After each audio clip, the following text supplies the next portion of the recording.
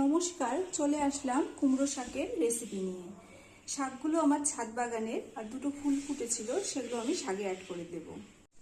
কড়াই অ্যাড করছি sunflower oil, আপনারা চাইলে সরষের তেলও ব্যবহার করতে পারেন।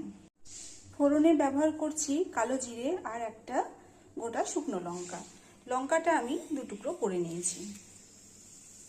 অ্যাড করে দিচ্ছি রসুন কলি। মাঝারি সাইজের একটা পেঁয়াজ স্লাইস করে কেটে নিয়েছি, সেটাও এবারে দিয়ে দেব। পেঁয়াজগুলো হালকা নাড়াচাড়া করে ভেজে নিচ্ছি। পেঁয়াজটা হালকা ভাজা হয়ে এসেছে, এই পর্যায়ে অ্যাড করে দিচ্ছি মাঝারি সাইজের টমেটো। দিয়ে দিব স্বাদ মতো লবণ আর হলুদ। শাকটা আমি মটর ডাল দিয়ে করে নিব। দিয়ে দিচ্ছি মটর ডাল। ডালটা আমি কাল রাতে জল দিয়ে সোক করে রেখেছিলাম, আর কয়েকবার জল পাল্টে ধুয়েও নিয়েছি। কুমড়ো শাকগুলো ডাটা সমেত দিয়ে আমি ছোট ছোট করে কেটে নিয়েছি। এবারে এগুলো অ্যাড করে দিচ্ছি।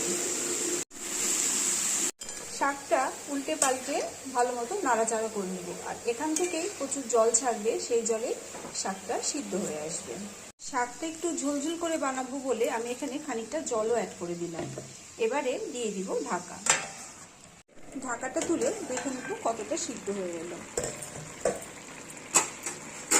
আমার গাছের কচি শাক ছিল বলে আমি কড়াতেই করলাম, আপনারা কিন্তু প্রেসারে করে নেবেন। এই ডাঁটাগুলো সিদ্ধ হতে বেশ সময় নেয়। দেখে নেব কতটা সিদ্ধ হয়েছে। ডাঁটা কিন্তু সিদ্ধ হয়েই এসেছে। শাকটা নামাবার পূর্বে অ্যাড করে দিচ্ছি কাঁচা লঙ্কা সর্ষে বাটা। এখানে হাফ টিস্পুন মতো সর্ষে নিয়েছিলাম, আর দিয়েছি দুটো কাঁচা লঙ্কা। মিশিয়ে নেব ভালোভাবে। সরিষার তেল ছড়িয়ে গ্যাসের ফ্লেমটা বন্ধ করে এবারে শাকটা নামিয়ে নেব। এই রেসিপিটা আপনারাও ট্রাই করতে পারেন, ভীষণই ভালো লাগে ভাতের সাথে খেতে। আজ এ পর্যন্তই। বাই সবাইকে। সুস্থ থাকবেন, ভালো থাকবেন। দেখা হবে আর একটা নতুন ভিডিও নিয়ে।